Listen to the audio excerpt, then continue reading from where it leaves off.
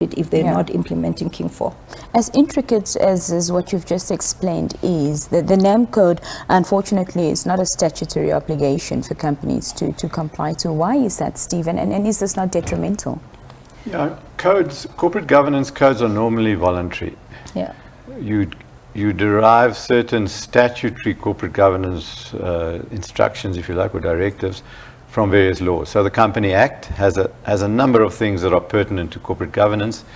Companies operating in different sectors have their own sector legislation and so on, and they obviously must comply with that by law. But generally, over the last 40 years, corporate governance has been a voluntary code that people sign up for, and then they judge themselves by whatever code that they have. I think the sort of carrot approach is often better than the stick approach. Sometimes companies need the stick, and the legislation then gives that to them. But we generally favor the carrot approach, where if you practice good corporate governance, you do good things in your company, and you probably end up doing well in your company and making a profit as well. Mm-hmm. But it's much better if you do it that way around, that it's not a compliance-driven thing where you tick a whole lot of boxes. It's much better to embed that ethical and effective leadership and measure yourself very simply. The King outcomes-based approach has just got 4 outcomes. And if you're not doing well on one of those outcomes, you go back to 16 principles. Mm-hmm. And as Vincia said, you explain, you apply and you explain the principles. Mm-hmm. And you explain why you're doing well or not well, or why you're not in fact implementing one of those principles. Mm-hmm. But it's that outcomes-based, proportional, contextualized approach that works for all organizations. And it's unfortunate that we call it corporate governance. Yeah. It's organizational governance. Mm. It's all organizations, churches, schools, government ministries, pension funds, etc. It's everybody. And if you take the outcomes-based approach rather than the compliance tick box approach, you get closer to the truth very quickly. Yeah. And it's your own truth. It's not something that somebody else can impose upon you. Yeah. So, Nina, can I add to what Steve has just said? So the aspect that what he says about the stick part of it is actually, you asked, is it detrimental that the codes are voluntary and not legislated? I think that's the basic question. There are aspects of it that are legislated. Duties of directors, I think it's the section 2 from 214 to 255 of the Companies Act, really regulates the duties of directors. So holding them accountable to doing the right thing, there is legislated. So you need the stick to hold somebody accountable, I guess. So that part is legislated. Mm-hmm. There are aspects, and we've said that corporate governance has to do with ethical leadership. You can't legislate certain soft aspects of it, right? You can't legislate behavior, you can't legislate certain things, but you can encourage people to practice a certain way. You can encourage organizations to comply to certain practices. But in order to ensure that they do comply, I think that at the back end you have your duties that are legislated, and obviously the responsibilities that are legislated. And I think that's sort of like a soft nudge to comply to what is voluntary. Because if you don't, then you still have to carry fiduciary duties. Yeah.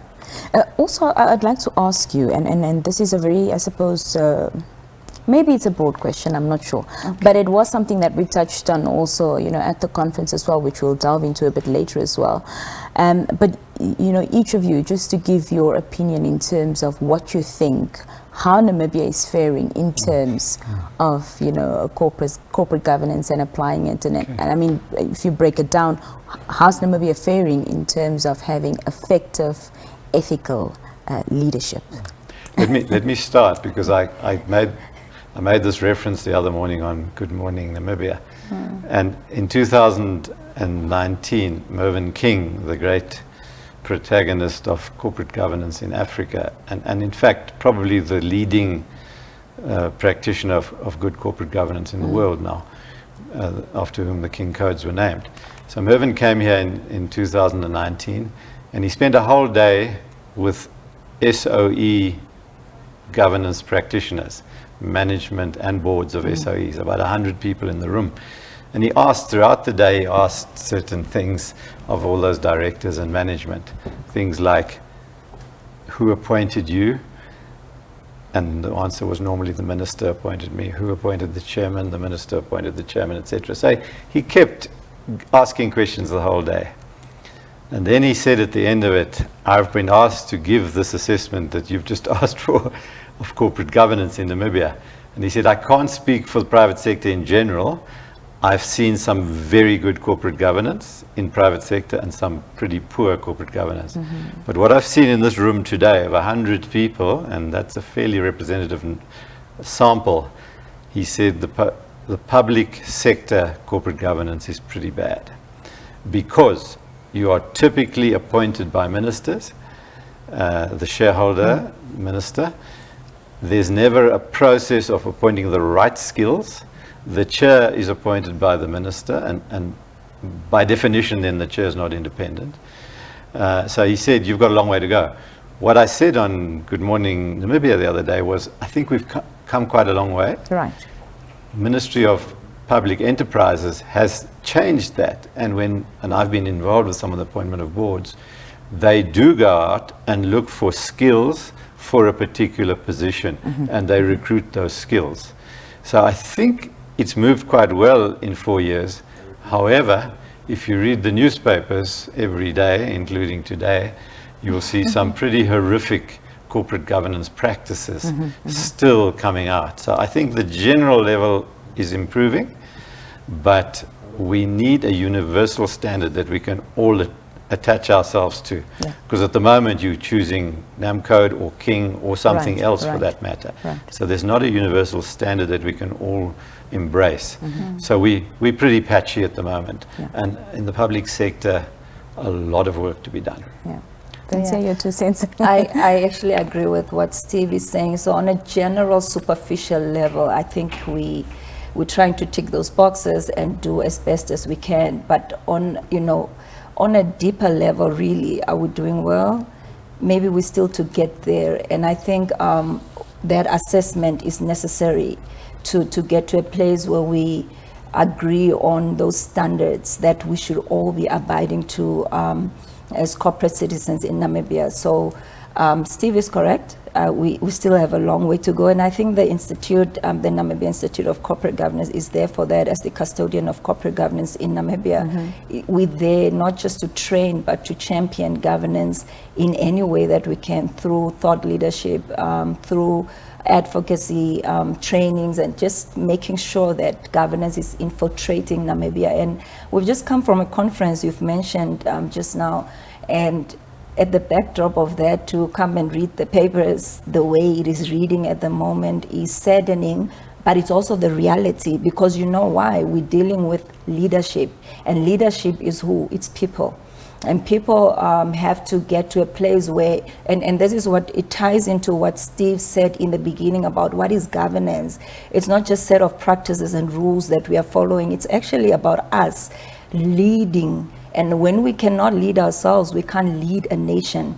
When we can't lead in our own sphere as a human being yourself, it's difficult to lead even your home, or to lead a company, or to even lead a country. So it just comes back to ethical, leadership.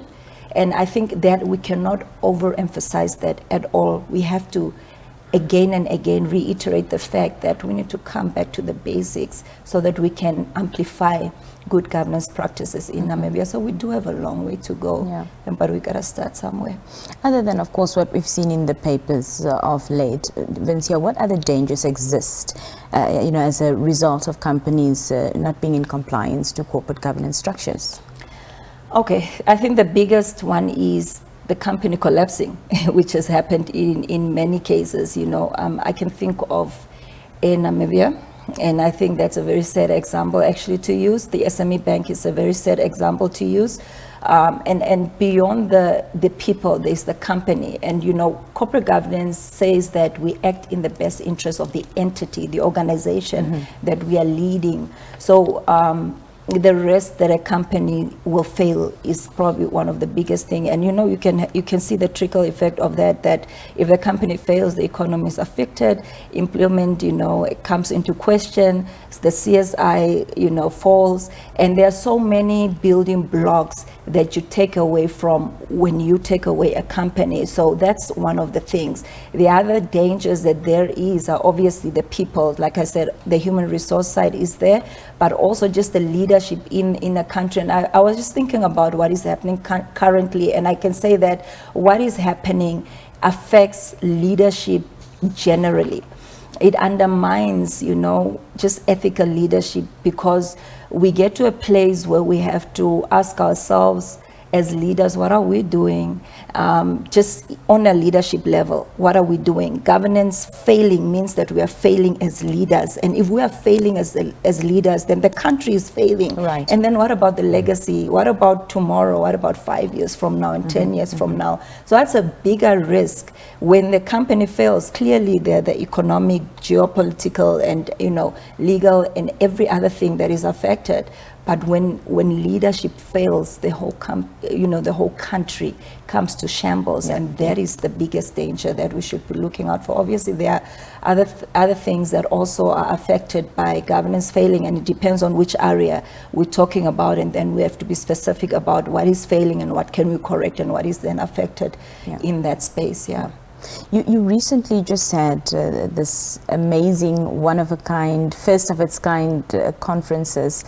You did such an outstanding job, and I want to know, of course, what was the realization for the NICG that necessitated hosting this conference? And of course, you spoke about ethics, you spoke about corruption, you spoke about, there were so many different topics that were unpacked, and the aim of the conference was to create a mind shift. So I also want to know if you think that you managed to do that in some sense. Steve, let's start with you. I think we did, and I've got a whole list of mind shifts here, which I'm going to compare with the rapporteurs. But I think it was, as you said, extremely successful, and it was the first big conference. We've had some others, but this was the first big one to really deal the key issues which affect the future of the country. So we started with governance of natural resources, because in a corporate governance context, we have some very good mining companies, for example, that do fantastic stuff. But if the governance of those natural resources, which is mainly in the hands of the government ministries, if that's not sound, then the corporate governance at company level can be as good as it is. And that's why we went right down to the governance of natural resources, companies and regulators, if you like. And we highlighted the position of the state, because the state is the licensor, is the regulator, but also participates in the sectors. And that juxtaposition of being a player and a referee often gets you into a governance mess. And that's exactly what we're seeing in the highlights of headlines today and the last few days. We then went on to governance of state assets, because the state assets are a huge part of the equity of this country. And it's state assets, but it's equity of the people, as are the natural resources. And natural resources, because they are not replaceable, belong to future generations as well. Correct. So we're looking at the long-term governance of these assets. Is the state the right body to be commercially involved in natural resources, whether it be oil or minerals or hydrogen or whatever? Of course, the state has a real role in state assets, but 20 or 33 years after independence, should the state still have the same role that it had at independence as a development state? Or should it be letting private sector, PPPs, joint ventures, etc., take over things which the state can't do as well, and where the state is often conflicted? And that conflict goes right back into the boardroom, where, as Mervyn King said, you should not be appointed by a minister. The minister must appoint an independent board who elects its chairman and operates in the best interest of that entity, on behalf of the shareholder, but not at the direction of the shareholder. Yeah. And whether it's government or another dominant shareholder, it doesn't make any difference. It must be a governing body that's trusted to do that. And that's what we try to bring through in the ethics themes, the whistleblowing, etc. And you can see it playing out in the newspapers, the defective elements of corporate governance and governance of those assets that is playing into this mess that we're getting ourselves into in certain pockets. Vincia. Have we achieved mind shift? I think the biggest thing we wanted to achieve was that we wanted to achieve, a shift from, thinking conventionally to thinking out of the box, to thinking in a direction that solves the problems in Namibia, and then just, rather than just talking a certain manner, but acting a different manner. If we read the papers, we can't necessarily say that has happened, but we can also say it has happened because it's two-pronged. One is that whatever is happening on the papers, it has nothing to do with what happened in the conference. It probably preceded and it's been surfacing. And that surfacing is probably a good thing, right? When defective governance is exposed, it's a good thing, so that we can deal with, grassroots issues. And that's what needs to happen. So that's a shift in itself.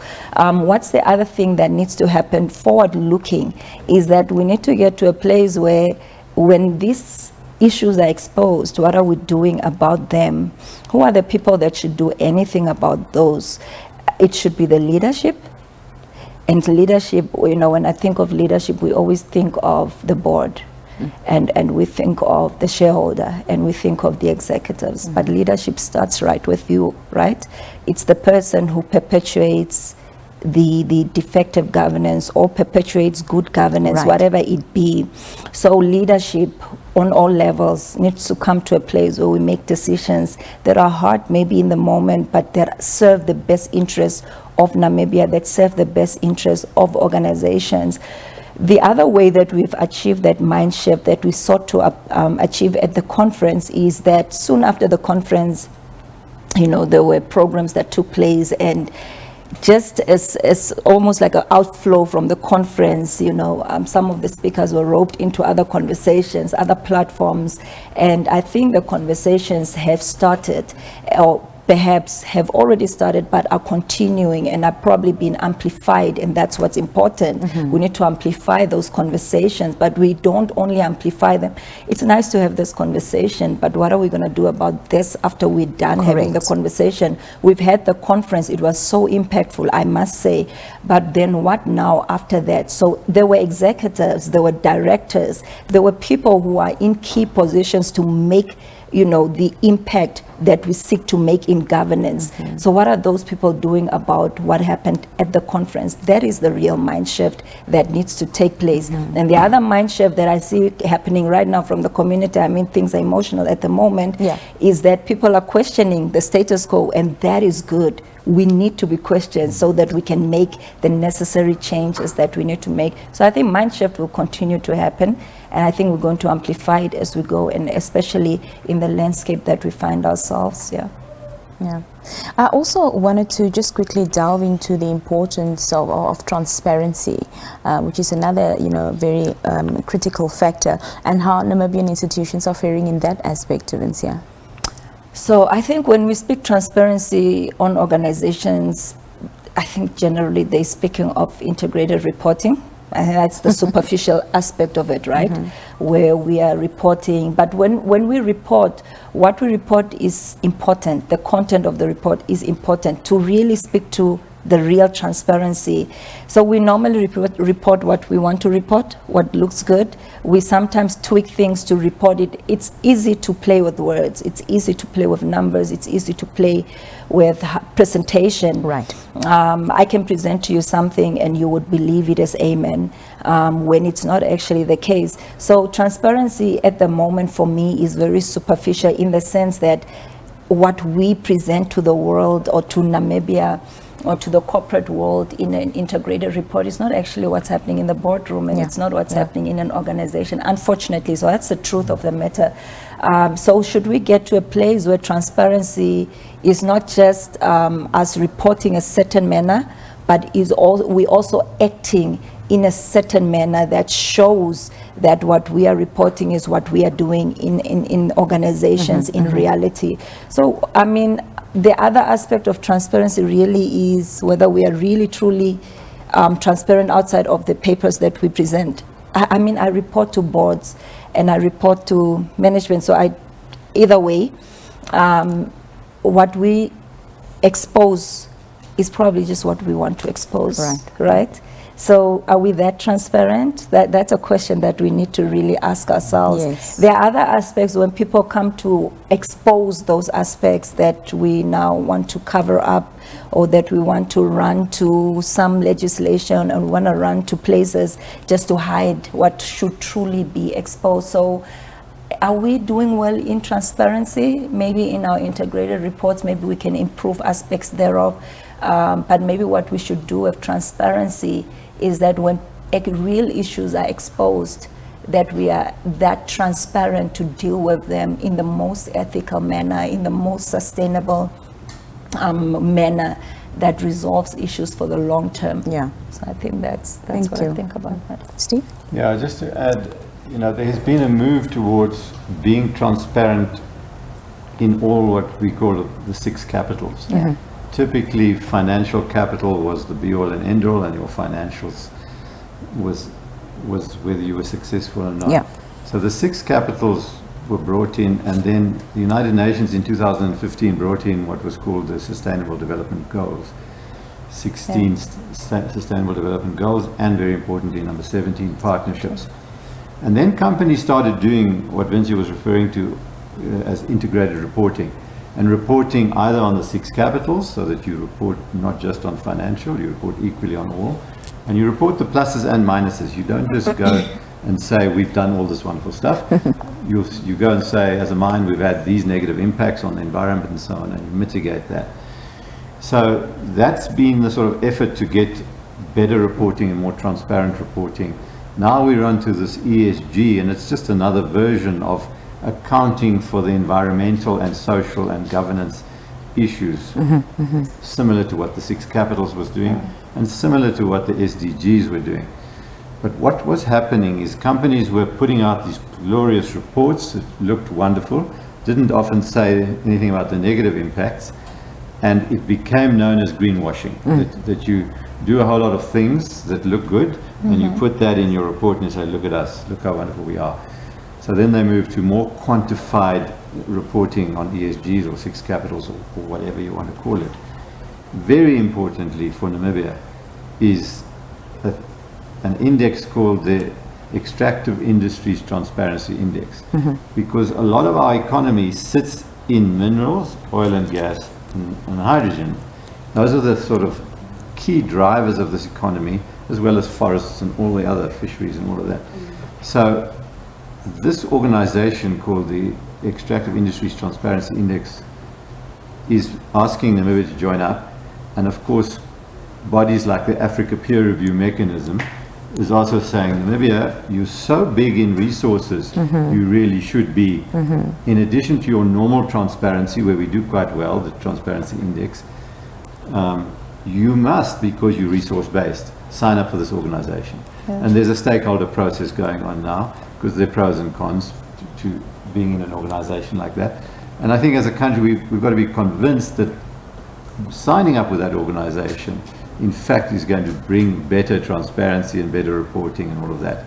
But given our recent discoveries of oil and gas, given the incredible excitement around hydrogen, and the expansion of the mining industry as the commodity cycle comes up, I think we must take it very seriously, so that we have an internationally recognized body saying, yes, your transparency is okay, and you're managing your resources okay, not just for this generation, but for generations to come.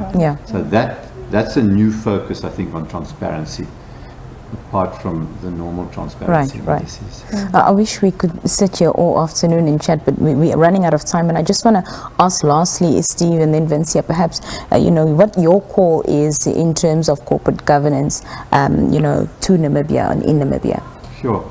So, the Institute has been going for a while, didn't have really the resources to play the role that we have to play.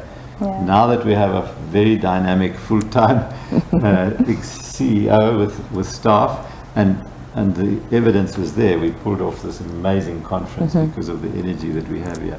So suddenly we are coming into the role that we were intended when our founders set up, Esha, Luanda and Liberta, etc., set us up as an advocacy body, as the custodian of corporate governance, not just corporate, organizational governance. And I think that conference and the fireplace conversations, which Vincia is going to start again, is going to really extend to all corners of Namibia and all sectors, all organizations, so that we can really show them that we can be the advocate of good governance in your organization, whatever your organization is. Yeah. And we're not ever going to be a regulator, but we're an advocacy body, and we can help any organization improve their governance, their relationships between shareholders, management, other stakeholders, and bring in that ethical leadership underpin, because without that you don't have corporate governance. Right. Vincia. And I think just to latch on to what Steve has said, we trying to do that, and tomorrow already I have a training with one of the big bodies in Namibia, and we're trying to do this by reaching out to entities and training them in corporate governance and just governance generally. And what do I have to say about that then? As an institute, obviously you have to partner with us as a member or as just a strategic partner, so that we can do governance together the right way. And I think the key is to do it together. We have to do it together the right way, and we are as an institute available to help Namibian organizations do governance the right way. And we're doing it now already with our members, when we urge those who are not with us to come on board and try and do governance the right way. But I'll emphasize then in my ending remark to say governance is about leadership. You are leading where you are. Lead well where you are, so that when you are called upon to lead in bigger positions that are more conspicuous, that you can do it the right way. It all starts here, and then you can take it outward to Namibia. And I think the call is on all of us who are in leadership positions, from our homes to the organizations that we lead, to the country that we lead, to do it well, and to do it in an ethical manner. Yeah. It was absolutely refreshing having you here, and lovely speaking to you. Thank you so much for taking time out to join us this evening. Thank you. Thank you. Thank you, Nina. That Drive was safely to my village. well, indeed. Thank you, Steve. That was Mr. Steve Galloway and Vincia Cloete from the NICG speaking to us there. We're going to take a short break. Let's take a look at our Global News Roundup, and when we come back, it's time for some entertainment. Stay with us.